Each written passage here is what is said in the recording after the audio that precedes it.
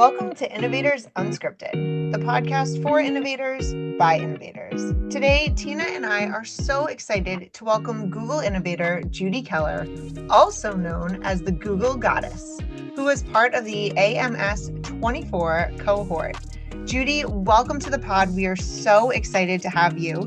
And I'm wondering if you'll just start off by giving us a brief introduction and telling us where you are and what you're up to. So I am in Lancaster County, Pennsylvania, and I am actually I worked from home today, and I live on a farm with my husband. Oh, Yeah, that is so cool. I didn't realize you lived on a farm. I But I do. have heard that you've had a really unique path to where you are in education. I'm wondering if you can start off by just sharing with us a little bit about your path, your journey that's led you to here. Sure. So, first of all, I'm older. Like this job, if I went to college, wouldn't even have existed. But I do have a different path. Like I originally started out when I graduated from high school, and I became a travel agent. So I was a travel agent for probably about 13 years. But during that process, American Airlines came out with the first reservation system. And so before the reservation system came out, I was looking up flights and books, rotary dialing the airline, handwriting the tickets, and typing up with the typewriter their itinerary. So when American Airlines came out with their first reservation system, I was one of the first in the country to train on it. And I was so excited because this was going to save me so much time and it was so cool and I was so excited. So it hooked me on tech. So after that, like anything tech related, I just had to get it, had to learn it, like see what the next best thing was and I just evolved with technology. So later on down the road, I had children at home and I was at home with my children. And as they were getting older, I thought, oh, I should get a job. I'll see if I can get a job at the school because I want to have my summers off and be with my children. So I got a job as an aide in the library of the high school and was working in the computer lab. And quickly, the director of tech realized that I knew a lot more than just what I needed to be an aide in the library and hired me to be part of the tech team. So actually, there went my summers off. They were gone. And so I worked in the tech department. So I worked on the tech side. I did the break fix stuff, and then eventually moved to another school district, and then became part of the tech department there. And then a job opened up as a technology training specialist, and I didn't apply for it. And so my boss said, "Why didn't you apply for that job?" And I said, "I never went to college. I don't have a degree, and it says I need a degree." And he goes, "Well, you need to apply for that job." And so I ended up applying for the job and I got it. And so that's how I kind of got into tech. So I didn't go to college. I don't have a degree and I was never a teacher. Crazy. That's still amazing. You have always been super inspirational to me, and I've seen you do Google Demo Slams, and you're so creative with everything you've done. And we're gonna get way into all of that for the rest of the podcast, and so we'll talk about that. So if you haven't been an innovator before, if you're listening to us, part of the intro to getting into innovators is you have to make like an application video. And if you're like me and you're like, I don't know if I want to do this, and you start looking at all of these videos, right? Because you want to see like what's a good one to make, or how do these videos look, or what is it? And Liz and I are part of the Chicago 24 cohort. So all of a sudden you're looking at anyone who's also part of 24 too, right? And yours came up, and yours absolutely captivated me because your application video was about your farm, right? Was it from your farm? Yeah. Yep. And you were and you were talking about drones and having GPS technology and using spreadsheets and like helping a farmer embrace digital tools. And then a few months later, you're heading to the Amsterdam cohort, which sounds amazing as well. So I thought maybe if you could share with us a little bit about the academy and how, the two worlds came together of here was my idea and I'm on a farm and I can use all these amazing digital tools. And then you decide to not like stay in the US, but you went to the Amsterdam cohort. So if you could just share a little bit about your experience, I think it would be wonderful. Yeah, so I really wanted to go. I knew they were having Chicago, but there hadn't been an Innovator Academy for a while, and I knew it was going to be larger. So that was one thing that I thought, oh, I don't know if I want that experience. So I thought I want an international experience. Plus, I love to travel. I was a travel agent for God's sakes. So, and I'd never been to Amsterdam.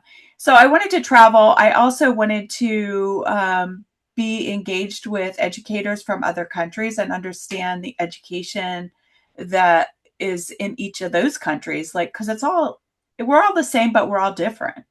So that's why I wanted to do Amsterdam. I just wanted to do an international experience. So it was an amazing experience, and I met so many amazing people. And it's hard to describe until you do an Innovator Academy, period. It's hard to describe, but just the international experience was something I wanted to experience, and it was amazing. What a fun adventure. I mean, just like from the farm and then your travel agent background, and then to be able to travel, like you're so brave and so bold in everything you do, and also just so genuine. And I think we'll get into your sparkles later. But let's talk about the problem of practice that you brought in with you to your innovator cohort. Because if you don't know, when you become an innovator, you come in with a problem. They say fall in love with the problem, not the solution. And you're also like famous for saying like we need to teach the kids how to drive before we give them the keys to the car. But kids are often given devices before they're taught really anything about social media. And so can you talk to us a little bit about the development of your problem that you brought with you into the academy?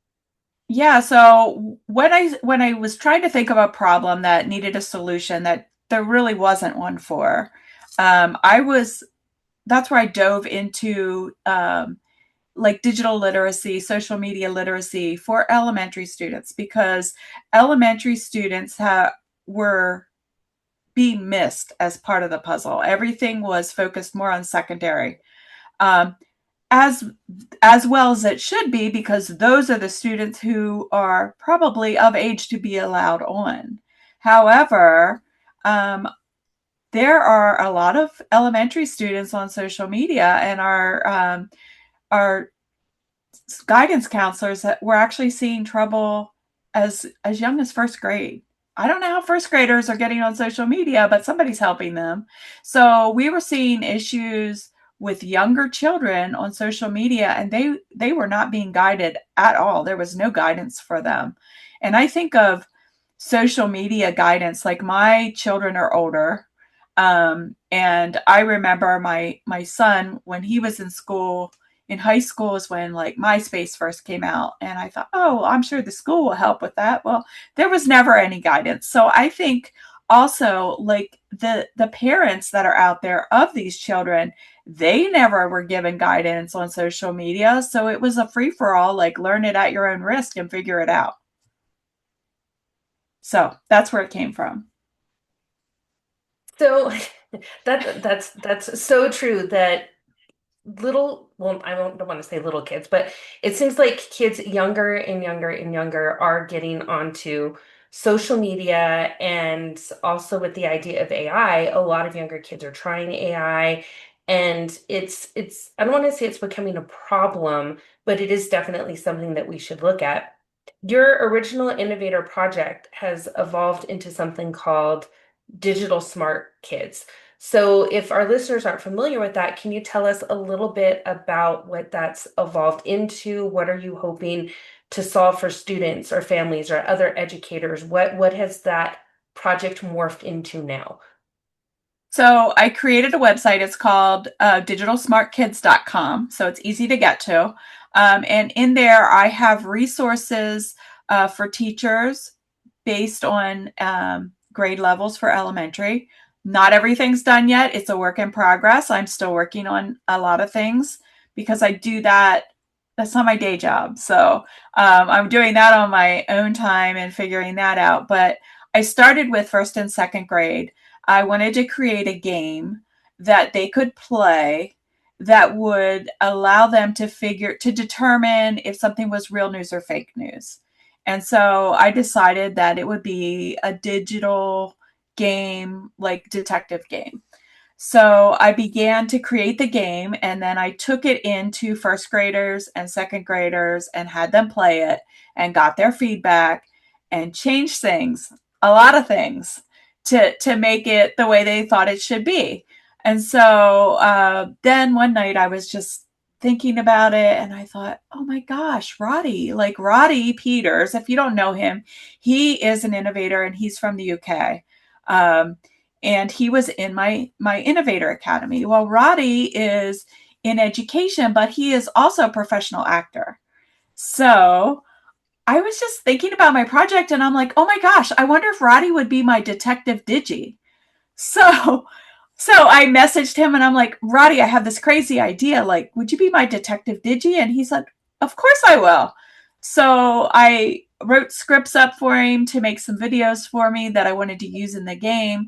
And he recorded it all. And so when the students start, they watch a video about what they're going to do, what they're about to embark on. And then when they start to play the game, he pops up in various times, when they're kind of leveling up, getting to a point, then he comes on and encourages them more. So that became pretty exciting for the kids. So, and I went to the symposium this past year in Madrid, Spain, and Roddy was there again. And so I had been on the news for the game and playing it with students in our school. And so that video ended up coming out while I was over there, and I got to show it to him. He was all excited.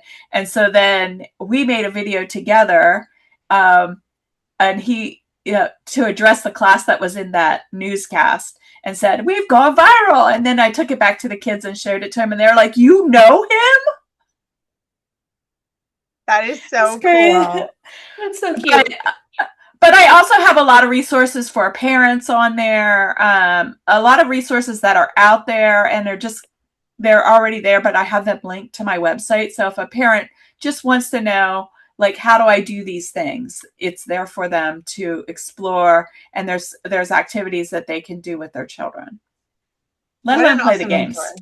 It's so cool, and the fact that it's so iterative and that you've been working on it and it's not your day job, but it's such a powerful tool is just amazing, and that it really is designed with that learner, that student learner in mind. But let's talk about those videos for a second, because something else really cool happened with your video that you made with Roddy that wasn't mentioned in your story. You guys actually won the very first Google Vids Education Film Festival this past year at the BET conference in the UK. Can you talk to us a little bit about like that experience? So, I mean, it was cool. I was like, well, I knew that the Vids Film Festival was coming out, and when I was creating the video, I thought, I think that's also what got me to get a hold of Roddy. But because I thought, I'm going to make this video as cool as I can make it so I can enter it into this competition. So that's where that came from. And I wish I had been at BET to get the award, but it was actually mailed to me because I wasn't at BET. And it's pretty cool. It's a heavy little thing. I have it over here. I'll show it to you later.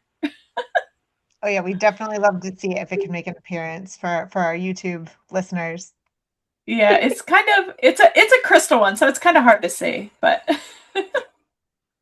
That's pretty awesome. I did watch the video. I didn't realize that it was him in that video. Like you said, the kids are probably super excited because they're like, the detective guy. But so speaking of videos and doing a lot more, and if you haven't checked out Google Vids as well, like out there, you should really try it. The students absolutely love it in our district.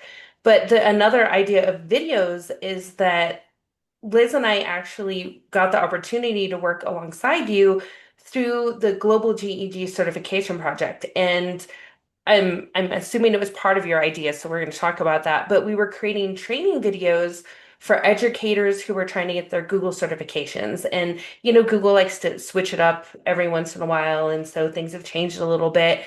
And it worked out really well. We had a lot of GEG members coming in. It was a lot of fun to do. So, what inspired this collaboration, and what impact are you hoping that it has on educators? So I was actually, I had a meeting with Nick from Google, and he brought Sabina in, and Sabina was just starting at Google, and she was going to be in charge of the whole uh, the global GEG. So anyway, we were having this conversation, and I said, "Yeah, I have this site," because we were talking about my GEG is what we were talking about, which is GEG Pennsylvania. And so I said, "Yeah, I'm thinking about starting I think about like getting other GEGs to come together with me to like train teachers from across the country." And then Sabina's like, "Oh my gosh, that's exactly what I was thinking about." So I said, "Let's do it together." So that's how it kind of came about. So we were both thinking about it. Why do it twice? Let's just do it together. And I reached out to different people to see if I could fill all the spots, and we filled most of them. And if they weren't filled, I just took it and did it anyway. Talk So about what I another hope, job that isn't your full-time job that now you've taken on. I mean, if you haven't checked it out, we'll put the link in the show description to these resources. It is a comprehensive set of tutorials and trainings on everything you need to know for Google Level 1 and Level 2 certified educator. And it's moderated by the best and facilitated by GEG leaders and members from all over the world, all over the country. Like, yeah. yeah, it's just an incredible, and the fact that you just pulled this together, you're such a master of bringing people together. Like, you can't be in a conversation with you without smiling. You can't be around without, you pull people together and make people feel like they're part of this amazing community. And that's like something that I so admire about you. But I also want to talk about your nickname, the Google Goddess, and your bedazzled presence at all of these events, because I think that sparkle, that inward and outward sparkle, is part of what really brings people into you. Can you talk to us a little bit about that identity, that code name, and where the bedazzling came from? So when we talk about the Google Goddess, it's quite funny how it happened. I was doing something in the district office, and my assistant superintendent called me the Google Princess. And I said, "I am not the Google Princess. I'm more like the Google Goddess."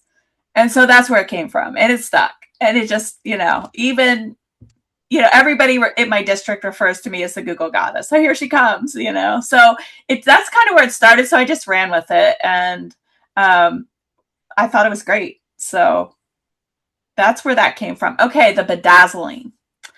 Another side of me that y'all don't know is as a teen, I was involved in pageants.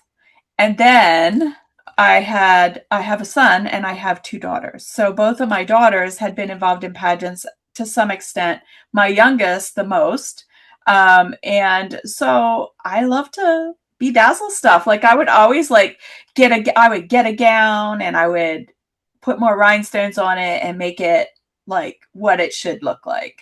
Because I had to do it on a budget. And So that's that like meticulous work that goes back to your travel agent days, like you said, of like looking up itineraries and typing out the tickets and doing, it's that meticulous, detail oriented work that you're so good at. it's like that is so it's thoughtless work for me. Like it's something that's relaxing for me. I don't know. It's just that's what I do and I love it. It's that new extra hobby, right? That you get to do for fun. Even though, Yeah. all of this stuff seems like you're saying it's outside of your like regular work for your job. But I think what's amazing is a lot of us when we do go to conferences or we go to different places, we recognize you. We know you're the Google Goddess. We look for the extra sparkle, personality and clothes wise. A quick story is we did the Google Demo Slam, and I was absolutely like terrified at ISTE that I was like, I'm gonna be I think I was either right before you or right after you. And I was like, oh man, I'm going to go up against the Google goddess. And I don't know. And it's not really going up against, we're not competing. It's just that idea of like, if she follows me, they're not going to remember me. Or like, if I like go after her, like, is anyone even going to pay attention kind of thing, right? So I was like, oh, and you came and you had like Google goddess all bedazzled on your shirt. And you were so sweet. You were like, how are you doing today? Like, Oh my gosh, it's what are you so doing? crazy. And I was like, she's amazing. And so ever since then, I've like geeked out about you. And we got to do the global GED thing together. But part of that is, I think it's this idea that you will stand out and you're willing to take risks. Like you've been there going, yeah, I'm just going to try this. Or you were even saying, I came from a background that was unique or different than what education is, but you're like, nah, I'm just really excited about tech. I'm gonna go down this path and I'm gonna keep doing this. And I think part of that is risk taking, but I also think it's this idea of being able to connect the dots. Like you just said something a little bit earlier where you were like, there's going to be a lot of people applying for the GE, like the Google Innovator applications. And so I'm going to try for Amsterdam because that seems like a more logical idea. So it's connecting all of those dots with things. I'm wondering if you can share with people who are thinking about being a Google Innovator or going into this process, like how is the presenting going through the path where you started at your kid's school to hear, like how do you build up that confidence? What are some tips, tricks, ideas to try something new? Like what advice would you give people? Oh, I don't know. Like I have to tell you, I wasn't even going to apply for Innovator in 2024 because I didn't think I was there. Um, so it kind of came from a conversation at ISTE in Denver in 2024, where I was with a lot of other educators, and we were all sitting around having dinner, and they were all going around the table saying where they became an innovator, what cohort they were in and what year it was. Then they came to me and I said, I'm not an innovator. I said, I haven't even applied, but I hadn't had an opportunity to apply at that point either. Because I only became a trainer in 2020. Of course, at the time that I had the most time on my schedule. Anyway, and so and they said, well, you should apply because it's opening up this year. And I said, but I don't know if I am an innovator. And they said, oh my gosh, you so are. So they encouraged me to do it. So I think like the one thing that I would think of is if you're doing innovative things, you can be a Google innovator. And you're doing innovative things, you know if you're doing them. So just think outside the box and work from there, and you can be an innovator because you already are. That's I what I love would that. say. Oh, that's such good advice. And it's that push. Like, so if you're waiting for someone to tell you to do it, if you're waiting for that push, listen to Judy. This is your sign. This is your opportunity to take that risk, to jump and to apply. And so Judy, you got in your first time applying. That like, I mean, that proves even further. Like you were so ready. But I did you work. need that those cheerleaders behind you, that team, and you get it when you become an innovator. But there's other avenues too within the Google community. Just becoming a Google educator, you're connected. If you join a Google educator group, if you decide to become a certified coach or Yep. trainer or GEG leader, there's all these different ways to join these little Google families that we have going. So Judy, you talked to us a little bit about what led you to your problem, where your project's going, where all of your projects are going. Can you give us a little peek into the future? Like, what are your hopes? Where do you see like digital smart kids and your other projects going in the next year or 10? Oh, I don't know. So like, well, Digital Smart Kids is going. It's not going as fast as I want it to go because I have to find time to work on it. I mean, I would love to get a bunch of people to help me do it and make it even bigger. That would be great. Just sending that out there. If you're interested, let me know. Anyway, um, that and probably in about 2 years, I'll be retiring from the school district, but I hope to do I hope to be able to do some side things and still stay active in the communities, and I love what I do. I'd love to go out there and still be going to ISTE and meeting people and doing all that and doing trainings. I love doing it. So I would like to maybe figure out like a side gig for when I retire, because I won't retire. It's not in my nature. I can see that being a slight problem for you.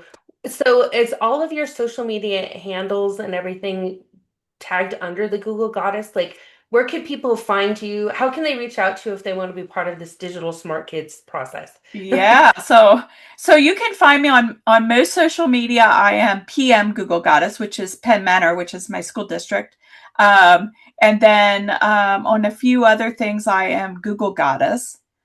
And I think then it's Judy Keller at LinkedIn. So I'm on LinkedIn. I'm on all of them. I'm on all the socials. I'm on Blue Sky and X and Instagram and LinkedIn and there's another one. Facebook.